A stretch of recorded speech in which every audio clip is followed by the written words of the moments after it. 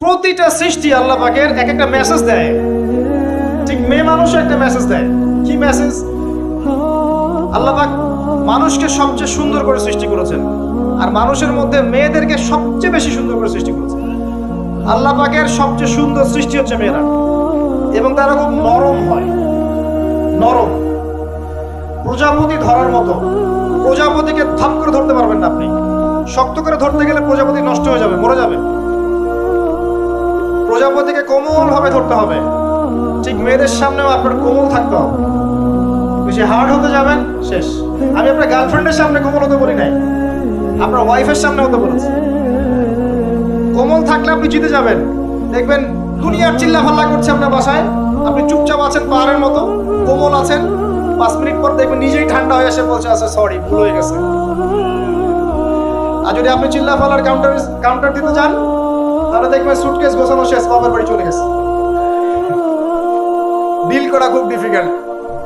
এখানে আপনাকে খুবই সবরের পরিচয় দিতে হবে। আল্লাহ পাক বোঝার তৌফিক দেন। আর আমরা মা বোনদেরকে রিকোয়েস্ট করব, 4টা মূলনীতি মেনে কাপড় চোপড় পরবেন। আপনার কাপড়টা এমন হবে না যেই কাপড়টা পরলেও অঙ্গ প্রত্যঙ্গ দেখা যায়, বোঝা যায়, এমন হবে না। কাপড়টা এমন হবে না এত টাইট ফিটিং যে আপনার অঙ্গের উঁচু নিচু অবয়ব বোঝা যায়, এমন হবে না।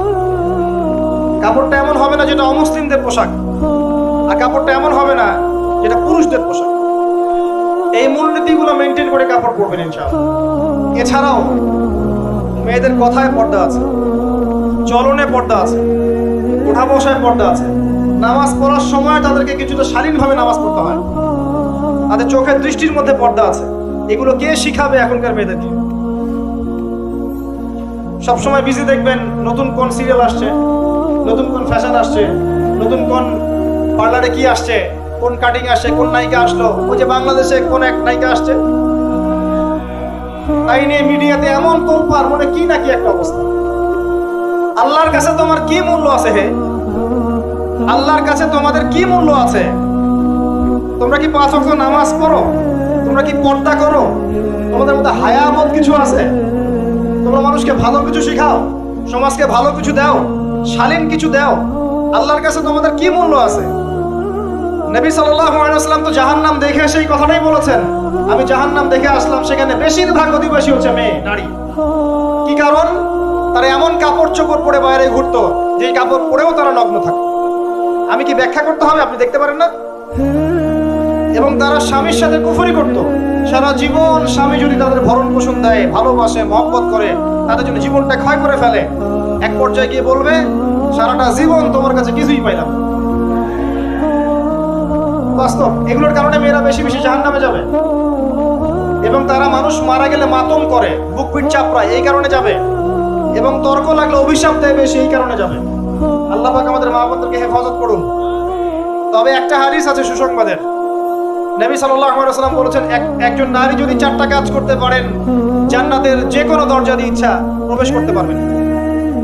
1 নাম্বার 5 ওয়াক্ত নামাজ, 2 নাম্বার রমজান মাসে সওম, 3 নাম্বার আপনার লজ্জাস্থানের হেফাজত অর্থাৎ খাস পর্দা, এবং 4 নাম্বার আপনার স্বামীর আনুগত্য।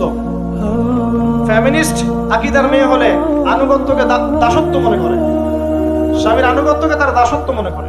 স্বামী কে? স্বামীর সম্মান বোঝেন আপনি? স্বামী কে? যার ব্যাপারে নবী সাল্লাল্লাহু আলাইহি ওয়াসাল্লাম বলেছেন, আমি যদি আল্লাহ ছাড়া অন্য কাউকে সিজদা করতে বলতাম, তাহলে মেয়েদেরকে বলতাম তারা যেন স্বামীদেরকে সিজদা করে। আপনাকে আমি কিভাবে বুঝাবো স্বামী কে? স্বামীর মর্যাদা কোথায়? এগুলো কি ইসলাম মেয়েদেরকে ডমিনেট করছে এগুলো দিয়ে? কেন? এই স্বামী আপনার জন্য সারাটা জীবন ক্ষয় করে ফেলে। একটা চোর পর্যন্ত, একটা চোর, একটা করাপ্টেড মানুষ, দুর্নীতিগ্রস্ত মানুষ, সে চুরি করে, দুর্নীতি করে এনে বাচ্চাকে খাওয়ায়। একটা ধর্ষক পর্যন্ত ওর মেয়েকে আদর করে। পুরুষ মানুষ কি জিনিস কেমন করে বুঝবেন? সারাটা জীবন ক্ষয় করে ফেলায়। যদি আপনি তার আনুগত্য করেন, তার সামনে সুন্দর মতো থাকেন, তার কথার সাথে তর্ক না করেন, ভালোবাসা দিয়ে থাকেন, আপনার জন্য সে জীবন দিতে প্রস্তুত থাকে। এরকম পুরুষ মানুষ। আপনাদেরকে কেউ চোখ তুলে তাকে চোখ তুলে ফেলাবে, এরকম পুরুষ মানুষ।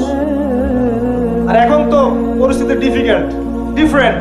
বাসায় পুরুষ বাইরের ছেলের সাথে ফোনে প্রেম হয়ে গেছে, পালাই চলে গেছে, বিয়ে করে ফেলছে। দেখবেন বাসায় স্ত্রী আছে, বাইরের মেয়ের সাথে প্রেম করে বিয়ে করা শেষ। বিয়ে করলে সমস্যা নাই, ব্যভিচার করে ফেলছে, বিয়ে সে করতেই পারে, সে যদি সমতা রক্ষা করতে পারে, সেটা তার ডিফারেন্ট ইস্যু, এটা অন্য ইস্যু। তো স্বামীর আনুগত্য আপনাকে কিভাবে বুঝাবো? এটা দাসত্ব নয়। নবী সাল্লাল্লাহু আলাইহি ওয়াসাল্লাম বলেছেন, কোন স্বামী যদি কোন স্ত্রীকে চায়, তার প্রয়োজনের জন্য চায়, মহব্বতের জন্য, স্ত্রী যদি চুলায় রান্না করতে থাকে, ওই রান্না ফেলে দিয়ে তাকে আসতে হবে। হাদিস। রাতের বেলা স্বামী স্ত্রী শুয়েছে, স্বামীর চাহিদা আছে, স্ত্রীর কোনো সমস্যা নাই, স্ত্রী ফিট, ইচ্ছা করে অহেতুক স্বামীকে বলল আমি রাজি না, উল্টা পাশে মুখ করে ঘুমিয়ে গেল। আল্লাহর নবী বলছেন, সারা রাত আল্লাহর পক্ষ থেকে একজন ফেরেশতা আসবে, এসে এই নারীকে অভিশাপ দিতে থাকে। এখন এগুলো হাদিস শুনলে বলবে যে ইসলাম তো মেয়েদেরকে ছোট করছে। একজন মেয়ে তার, একজন স্বামীর কথা বলছে, স্বামী তার মেয়ে, তার স্ত্রী, তার মা, তার বোন, সবাইকে তার মিরাসের হক দিতে হয়। একজন মেয়ে তার বাবার সম্পত্তি পায়, কোনো কোনো ক্ষেত্রে তার ভাইয়ের সম্পত্তি পায়, তার স্বামীটা তো পাই, তার ছেলেরটাও, নানি হলেও সম্পত্তির হক আছে। একটা মেয়েকে চতুর্দিক থেকে সিকিউর করা হয়েছে ইসলামে। তারপরেও কিছু ফ্যামিলিস্টের কারণে এরা বলবে যে মেয়েদেরকে ইসলাম ছোট করছে। হ্যাঁ, মেয়েদেরকে ইসলাম কেন ছোট করছে? কারণ পর্দা করে যে বাইরে বেরোতে বলেছে, ঢ্যাং ঢ্যাং করে নগ্ন হয়ে বেরোতে নিষেধ করেছে, এই কারণে। যদি বলে যে হ্যাঁ ইসলাম আপনাদেরকে ফ্রি মিক্সিং এর স্বাধীনতা দিচ্ছে, আপনারা সবাই ফ্রি মিক্সিং করেন, গেঞ্জি পরেন, টি শার্ট পরেন, স্যান্ডো গেঞ্জি পরে বাইরে ঘুরে বেড়ান, টাইট ফিটিং প্যান্ট পরে বাইরে ঘুরে বেড়ান, সব জায়গায় আপনারা ফ্রি মিক্সিং করেন, পর্ন দেখেন, জেনা করেন, মদ খান, ইসলাম খুব ভালো। তখন তোমাদের জন্য তো ইসলাম নয়, তোমরা জাহান্নামে যাও, আল্লাহর কি আসে যায়? ইসলাম তোমাদের জন্য নয়, তোমরা জাহান্নামে গিয়ে মরো, ইসলামের কিচ্ছু যায় আসে না। আল্লাহর ওয়াস্তে পারিবারিক আদর্শের দিকে ফোকাস করেন প্রিয় ভাই। নিজে জাহান্নামের আগুন থেকে বাঁচান, পরিবার বর্গকে বাঁচান, পরিবার বর্গকে বাঁচান। পরিবার একটা পার্ট হচ্ছে আপনার পিতামাতা। পিতামাতার সাথে খারাপ আচরণ করতে যায় না আল্লাহর ওয়াস্তে। সেই ব্যক্তির জন্য ধ্বংস, যার পিতামাতা বেঁচে আছে তাদের হক আদায় করে সে জান্নাতে যেতে পারবে, তার জন্য ধ্বংস। আরেকটা অংশ আছে আপনার সন্তান সন্ততি। বাচ্চা কাচ্চার প্যারেন্টিংটা খুব সুন্দর করে করেন। যখন আপনি স্ত্রীর সাথে মিলন করতে গিয়েছেন তখন দোয়া পড়েন, আল্লাহুম্মা বিসমিল্লাহি আল্লাহুম্মা জান্নিবনা শাইতান ওয়া জান্নিবিশ শাইতান মা রাযাকতানা। আমার মনে হয় এখনকার জেনারেশন যেগুলো আছে ফাসিক, মাদক সেবন করে, পর্নোগ্রাফিতে আসক্ত, ইয়াবা কোক, স্মাগলিং করছে, চুরি করছে, হাবিজাবি, ধর্ষণ করছে, আমার মনে হয় না তাদের পিতামাতা তাদেরকে জন্ম দেওয়ার সময় এই দোয়াগুলো পড়েছিল। কারণ পিতামাতা এই দোয়া পড়লে ওই সন্তানকে শয়তান স্পর্শ করতে পারে। সন্তান হবে, সন্তান ছেলে হোক মেয়ে হোক, আপনার এটা নিয়ে মন খারাপ করার কিছু নাই। একজন কন্যা সন্তানকে লালন পালন করে সৎ পাত্রে পাত্রস্থ করলে এই মেয়ে পরকালে আপনার জন্য জাহান্নামের আগুন থেকে ঢাল হয়ে যাবে। যার কাছে দুইজন মেয়ে আছে, দুইটা মেয়েকে সে ভালো করে মানুষ করেছে, নবী সাল্লাল্লাহু আলাইহি ওয়াসাল্লাম বলছেন সে জান্নাতে আমার সাথে এমন করে থাকবে।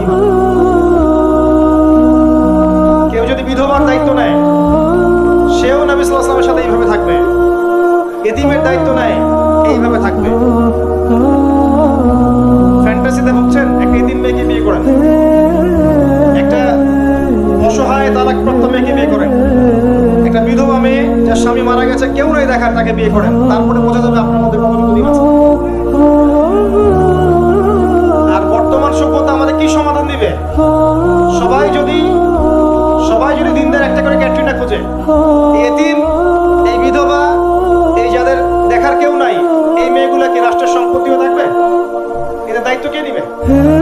পুরুষরা যদি দায়িত্ব না নেয়, কে দায়িত্ব নিবে? এখন কেউ যদি ওদের দায়িত্ব নিতে যায়, তখন তাকে আবার খারাপভাবে উপস্থাপন করা হয়, এই ব্যক্তির মনে হয় চরিত্র খারাপ। কিন্তু এদিকে বাইরে 10টা জেনা করে বেড়াচ্ছে, কোনো সমস্যা নেই, এগুলো কুস্কায়। এইসব জাহেলদের জন্য ইসলাম নয়। ইসলামের প্রতিটা বেসিক ফান্ডামেন্টাল মানবতার কল্যাণের জন্যই এগুলোকে ফরজ করা হয়নি। আপনি নফল, আপনার সামর্থ্য থাকলে আপনি করতে পারেন, না করলে কোনো সমস্যা নেই। কেউ যদি করে যে ইসলাম পরিপূর্ণরূপে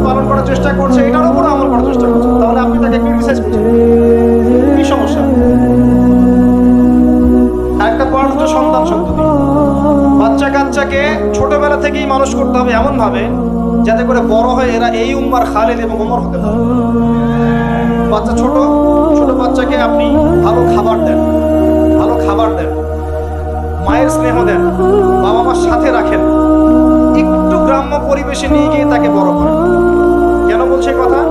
এখানে পরিবেশ সুন্দর থাকবে, সে দৌড়াবে ধুলার মধ্যে, মাঠের মধ্যে খেলবে, সুন্দর ভাষা শিখবে। এরপর তাকে ভালো প্রতিষ্ঠানে পড়ান। প্রতিষ্ঠানটা এমন হবে যে প্রতিষ্ঠানে জেনারেল শিক্ষা, ইসলামিক শিক্ষা একসাথে দেওয়া হচ্ছে, সে সব শিখবে। আমার ছেলে কোরআনে হাফেজও হবে, আমার ছেলে ডক্টরও হবে। এভাবে এভাবে করে তুলবে। আধুনিক হন, মাথাটা খাটান, ব্যাকডেটেড মানসিকতা বাদ দেন। বিশ্বটা এগিয়ে গেছে, আমাদেরকে এগিয়ে যেতে হবে। একমুখী জ্ঞান দিয়ে আপনি কিচ্ছু করতে পারবেন না এই যুগে। দ্বিমুখী শিক্ষার একটা হারমোনিয়াস কম্বিনেশন দরকার। আমাকে কোরআন জানতে হবে, সায়েন্সও জানতে হবে। তাহলে আমি সায়েন্স দিয়ে কোরআনকে ব্যাখ্যা করতে পারবো না, কোরআন দিয়েও সায়েন্সকে ব্যাখ্যা করতে পারবো। জানতে হবে আমাদেরকে।